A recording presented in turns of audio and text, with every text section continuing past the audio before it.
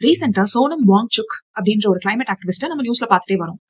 அவரு indefinite hunger ஸ்ட்ரைக்ல இருக்காரு, அதாவது உண்ணாவிரதத்துல இருக்காரு. என்ன ரீசனுக்காகன்னு பார்த்தோம்னா, நீட் எக்ஸாம் நடந்தது இல்லையா, அதுல நடந்த இர்ரெகுலாரிட்டிஸ்க்காக. என்டிஏ நேஷனல் டெஸ்ட் ஏஜென்சி இவங்க யூனியன் எஜுகேஷன் மினிஸ்ட்ரிக்கு கீழே வராங்க.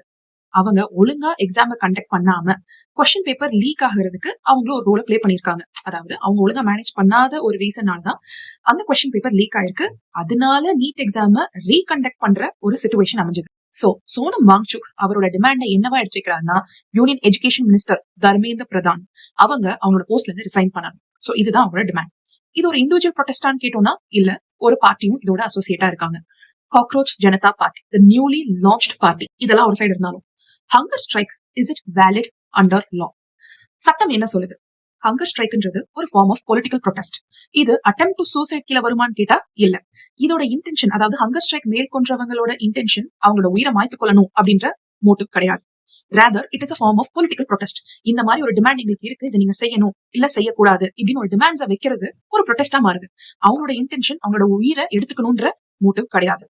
சோ முன்னாடி இந்தியன் பீனல் கோட் இருந்த வரைக்கும், அதாவது ஐபிசி இருந்த வரைக்கும் அட்டெம்ப்ட் டு சூசைடுன்றது ஒரு கிரிமினல் அஃபென்ஸ். ஹவெவர் இப்ப இருக்கிற பாரதிய நியாய சன்ஹிதா பிஎன்எஸ் ஐபிசியை ரீப்ளேஸ் பண்ணது பிஎன்எஸ் என்ற புது லா.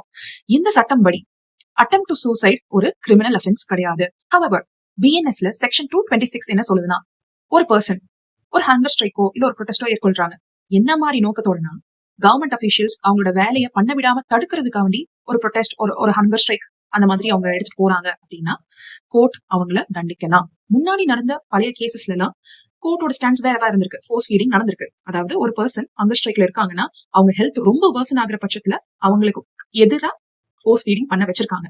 பட் இப்போ கோர்ட்ஸோட திங்கிங்குமே இவால்வ் ஆயிருக்கு. இந்த மாதிரி ரைட் டு ஹங்கர் ஸ்ட்ரைக்ன்றது ஒரு ஃபண்டமெண்டல் ரைட். ஏன்னா ரைட் டு ப்ரொடெஸ்ட்க்கு கீழே வருது. Right to protest in a peaceful manner is a fundamental right, என்னோட அடிப்படை உரிமை.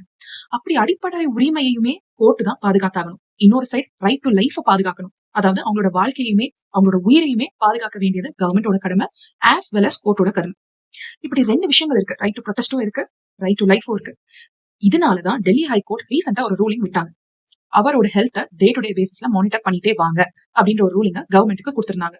அண்ட் ரொம்ப பர்சன் ஆயிடுச்சு, இன்னும் இப்படியே விட்டோம்னா அவரோட ஆர்கன் ஃபெயிலியர் ஆகும் அண்ட் அவரோட உயிருமே போக வாய்ப்பு இருக்கு அப்படின்னு கவர்மெண்ட் டாக்டர்ஸ் சொன்னதுனால இன்னைக்கு அவரை அந்த ப்ரொடெஸ்ட் ஏரியால இருந்து அவருக்கு எதிராவே அவரோட கன்சென்ட் இல்லாம அவரை தூக்கிட்டு ஹாஸ்பிட்டல்ல அட்மிட் பண்ணிட்டாங்க. சோ இப்படி பண்ணலாமான்னு கேட்டா அஃப்கோர்ஸ் பண்ணலாம். ஏன்னா டெல்லி ஹைகோர்ட்டோட ரூலிங்குமே அப்படிதான் இருந்தது. அவரோட ஹெல்த் மானிட்டர் பண்ணிட்டே வாங்க, ரொம்ப முடியாத பட்சத்துல அவருக்கு மெடிக்கல் ட்ரீட்மெண்ட் கொடுங்க. ஆனா சாப்பிட வைக்கலாமா அப்படின்ற கேள்விக்கு கோர்ட் இந்த பதிலும் அளிக்கலை.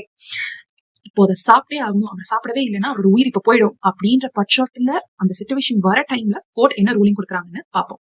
சோனம் வாங்சுக் அவங்களோட எண்ணம் அண்ட் இந்த ப்ரொடெஸ்டோட நோக்கம் எல்லாமே சரிதான். ஆனா எந்த பர்பஸ்க்காக இந்த ப்ரொடெஸ்ட் ஆரம்பிச்சாங்களோ அதுல இருந்து ஸ்லைட் டீவியேஷனை நம்ம எல்லாராலையும் பார்க்க முடியும். ஏன்னா இது ஒரு ரிலீஜியஸ் இஷ்யூவா மாத்திட்டு இருக்காங்க. அண்ட் யாரெல்லாம் இன்டகிரேஷன், அதாவது காஷ்மீர் ஒரு இன்டெகிரல் பார்ட் ஆஃப் இந்தியாவே கிடையாது அப்படின்னு சொன்னாங்களோ அவங்க எல்லாம் வந்து இந்த ப்ரொடெஸ்ட்ல மைக் எடுத்து பேசிட்டு இருக்காங்க. So apart from that Sonam Wangchuk இப்படி ஒரு ஹங்கர் ஸ்ட்ரைக் அவரோட உடம்ப வருத்திட்டு இந்த மாதிரி ஒரு விஷயம் பண்ணணுமா? கோர்ட் என்ன முடிவு எடுக்கணும்? கவர்மெண்ட் என்ன டெசிஷன் எடுக்கணும்ன்றத நீங்க சொல்லுங்க.